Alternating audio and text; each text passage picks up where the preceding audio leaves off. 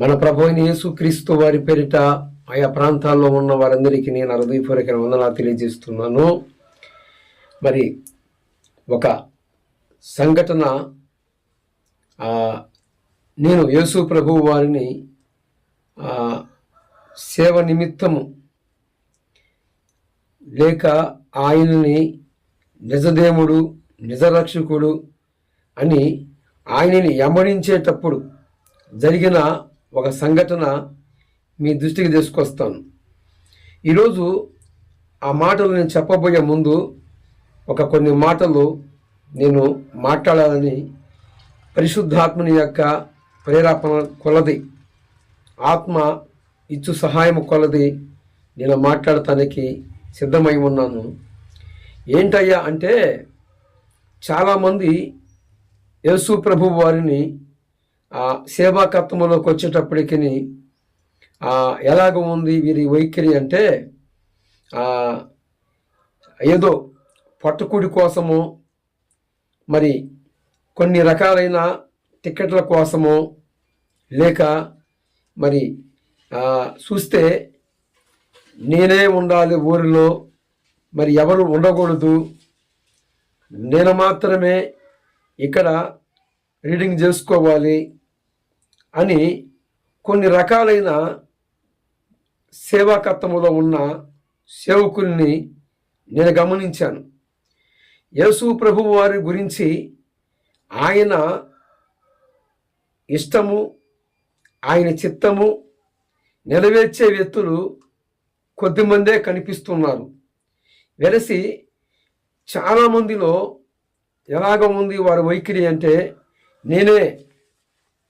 నేను మాత్రమే తెలియజేయాలి, నేను మాత్రమే. మరి ఎందుకు ఇలాంటి పరిస్థితి అంటే, వారి యొక్క హృదయంలో ఉన్న ఆశ ఏంటి?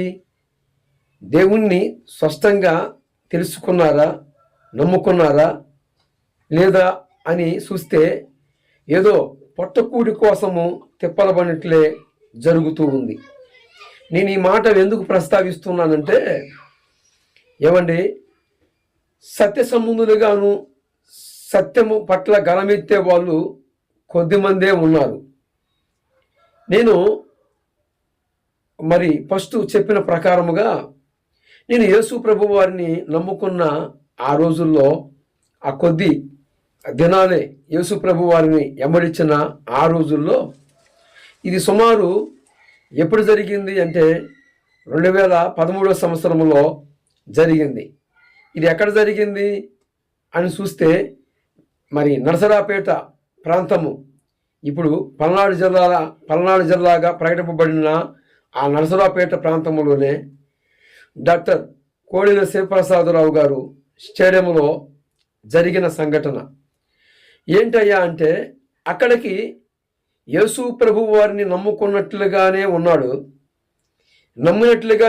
కానీ అతను వైఖరి, అతను పలుకుతున్న మాటల తీరు అంతా కూడా యేసు ప్రభు వారు దేవుడు కాదు అని చెప్తున్నాడు.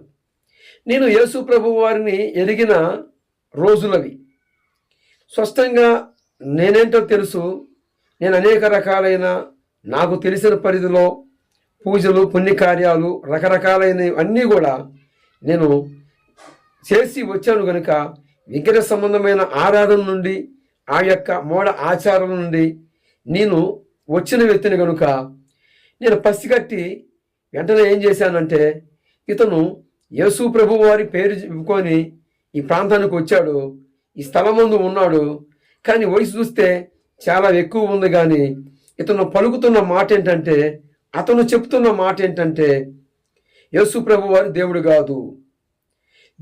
కాదు అని ఎప్పుడైతే నేను ఆయన చెప్పిన మాట విన్నానో, వెంటనే పక్కన కుర్చీలు తీసుకొని వెంటనే ఇరగొట్టడం జరిగింది.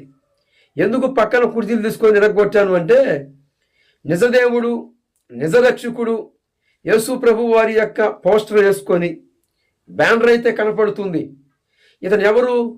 యేసు ప్రభువుని నమ్ముకున్న వ్యక్తే అన్నట్లుగానే ఉన్నాడు. కానీ ఆ పోస్టర్లో కూడా యేసు ప్రభు వారి సువార్త ప్రకటించడానికి వచ్చాడు అన్నట్లు కాంప్లైంట్లు వేయించారు. కానీ తీరా చూస్తే యేసు ప్రభు వారి యొక్క మాట కాదు, అక్కడ ఏం చెప్పబడుతుంది?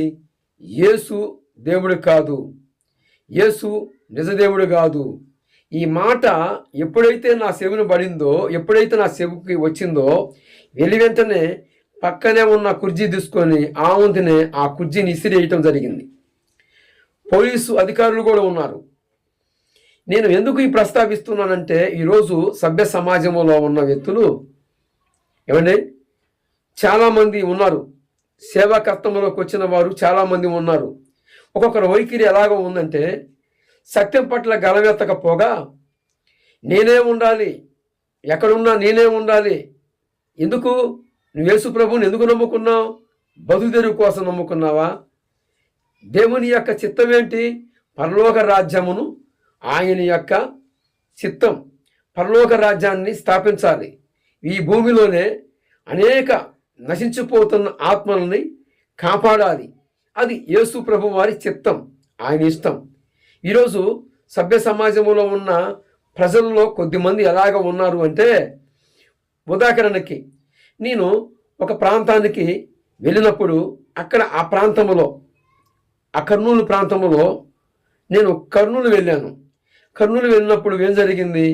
అక్కడ ఉన్న ఆ సర్రంలో ఉన్న కొద్దిమంది పాస్టర్స్ వచ్చి, మేమున్నాము కదా, మీరెందుకయ్యా, మేము ఇక్కడ చెప్తున్నాం కదా అని ఆ మాట నేను విన్నప్పుడు నేనన్నాను, పొలం చాలా ఉంది, ఎవరైనా కానీ వ్యవసాయం చేయవచ్చు, ఆ పొలము ఎవరికి తెలిసిన కొలది వారు ఆ పొలంలో ఉన్న పంటని పండించుకోవచ్చు అని నేను మాట్లాడాను. నేను ఎందుకు చెబుతున్నానంటే, ఈరోజు చూస్తున్నారా, యేసు ప్రభు వారి యొక్క రాజ్యం స్థాపించబడుతుందా, లేక ఈ పొట్టకూడి తిప్పలేనా? నేను కరాఖండిగా మాట్లాడుతున్నాను, ముఖాముఖిగా. ఆ రోజు నాతో పాటు మొదటిగా నేనే ఆ కుర్చీలు తీసుకొని ఇసిరి కొట్టాను. ఎందుకు కొట్టాను? నాతో ఉన్న సముద్రులు కూడా ఉన్నారు, చాలామంది సాక్షులు కూడా ఉన్నారు.